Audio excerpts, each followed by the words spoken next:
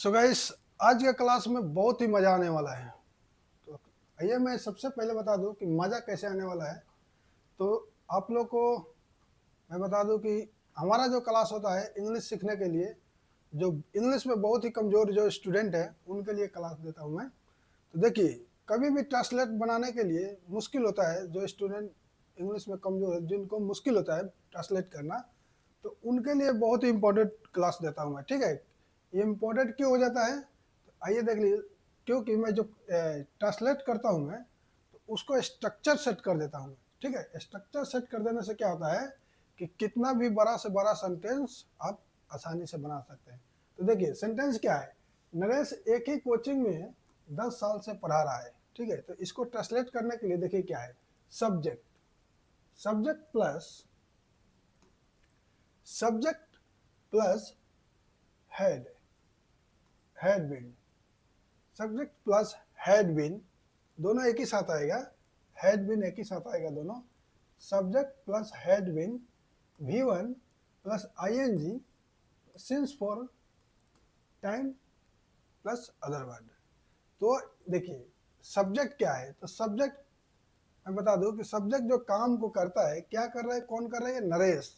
तो हमेशा जो काम को करता है वो सब्जेक्ट है। ठीक है, उसके बाद में जस्ट नरेश के बाद में हैड बीन आएगा, V1 आएगा, वर्ब का फर्स्ट फॉर्म मतलब ING। ठीक है, और अगर जरूरत पड़े तो ING, नहीं तो नहीं, सिंस फॉर, और टाइम उसके बाद अदर वर्ड। आई एम, यहाँ पे कुछ सेंटेंस लिख के लाया हूँ मैं, इसको मैं समझने का कोशिश करता हूँ। तो गाइस बहुत ही अच्छा है। अब एक ही सेंटेंस को मैं ऐसा तरीका से बताऊंगा कि एक ही सेंटेंस से अलग अलग के कई सारे हजारों लाखों भी बना सकते हैं। तो देखिए यहाँ पे क्या है, नरेश एक ही कोचिंग में पिछले 10 साल से पढ़ा रहा है। ठीक है, अब यहाँ पे नरेश के 10 साल से पढ़ा रहा है, तो 10 साल से काम कर, पढ़ा रहा था। ठीक है, तो 10 साल से काम कर रहा था, 10 साल से एक ही शहर में घूम रहा था। आप जो भी बोलना चाहते हैं, 10 साल से नहीं तो आपको 2 साल से, 1 साल से, 5 साल से, कितना साल है, आप इसको चेंज करके जो आपका सेंटेंस है बनाइएगा। ठीक है, तो नरेश क्या बोल रहा है, नरेश एक ही कोचिंग में पिछले 10 साल से पढ़ा रहा है। तो देखिए मैं बना, Naresh had been,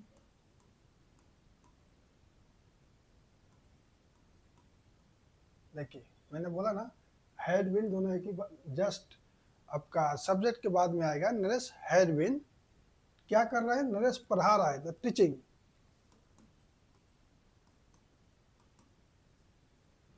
Naresh has been teaching मतलब नरेश पढ़ा रहा है। कहाँ पढ़ा रहा है, तो कोचिंग में 10 साल से पढ़ा रहा है। ठीक है, for the, for the same coaching,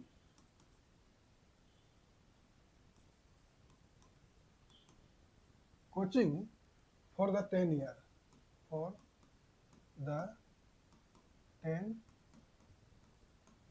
10 years. ठीक है, Naresh has been teaching for the same coaching for the 10 years. Okay, ध्यान रखना है, थोड़ा कुछ अगर लिखने में अगर मिस्टेक हो रहा है या फिर नहीं समझ में आ रहा है तो मेरा आवाज़ सुन सकते हैं, मैं आवाज़ को रिपीट कर देता हूँ। Naresh has been teaching for the same coaching for 10 years. Okay, देखिए नरेश पिछले 10 साल से एक ही कोचिंग में पढ़ा रहा है। ठीक है, आइए देखते हैं नेक्स्ट क्या है।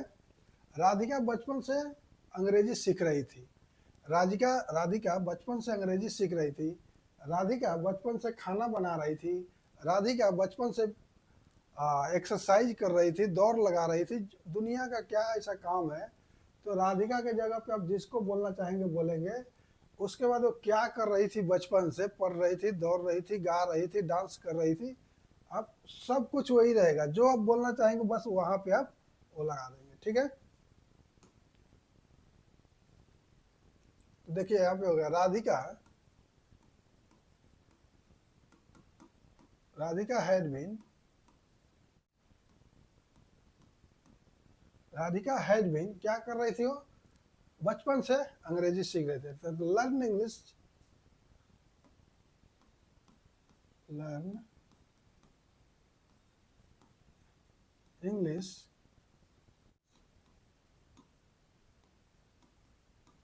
Chilled home. ठीक है, Radhika has been learn, Radhika has been learn मतलब राधिका सीख रही है, ठीक है।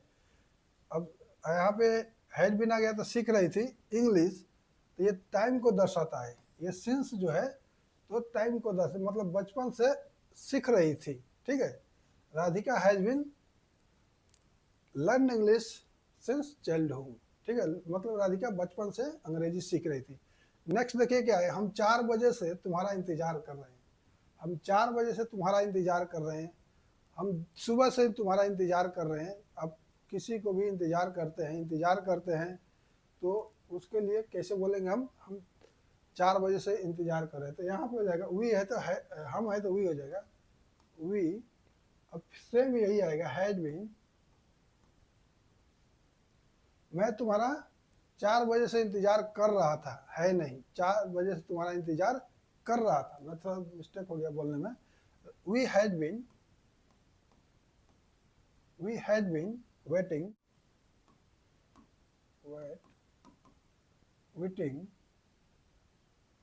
For you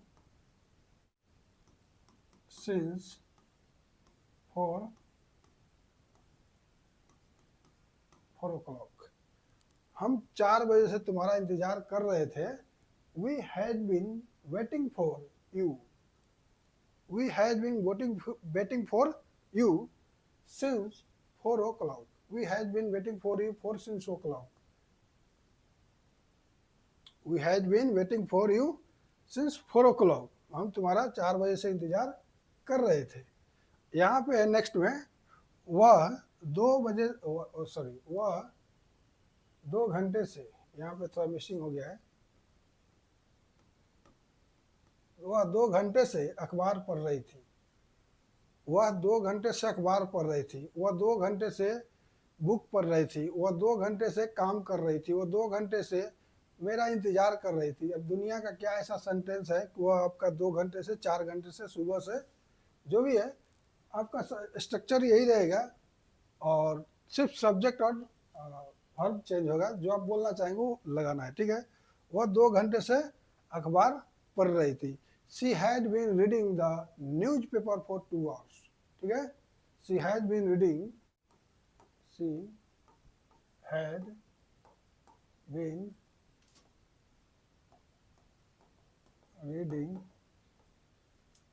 the newspaper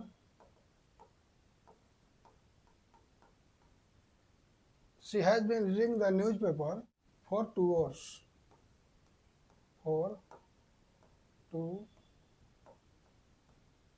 hours, she has been reading, देखो she has been, यहाँ पे n मिसिंग है, she has been reading the newspaper for 2 hours, वह 2 घंटे से अखबार पढ़ रही थी, ठीक है। देखिए आपको स्ट्रक्चर मिल जाएगा तो कोई भी ट्रांसलेट करना कितना आसान हो जाएगा, बहुत ही आसान हो जाएगा। देखिए मेन स्ट्रक्चर है, यहाँ पे क्या यूज है, हैड बीन का यूज है, ठीक है। अब देखो सब्जेक्ट के तुरंत बाद में हैड बीन सब में लगाया हूँ मैं, सी हैड बीन मतलब पढ़ रही थी, पढ़ रहा था, पढ़ रहे थे, इंतजार कर रहा था, कर रही थी। यहाँ पे जो भी आएगा पास का बात करेगा, पीछे वाला बीता हुआ बात करेगा मतलब पास का, ठीक है। तो वहाँ पे हैड बीन का यूज करना है। आई होप दोस्तों अगर हमारे क्लास से कुछ अच्छा सीखने को मिला होगा तो प्लीज़ वीडियो को लाइक एंड चैनल पर अगर पहली बार है तो सब्सक्राइब भी कर लीजिएगा। आपके जैसे जितना भी स्टूडेंट है उनके पास शेयर भी कर लीजिएगा। थैंक यू, धन्यवाद।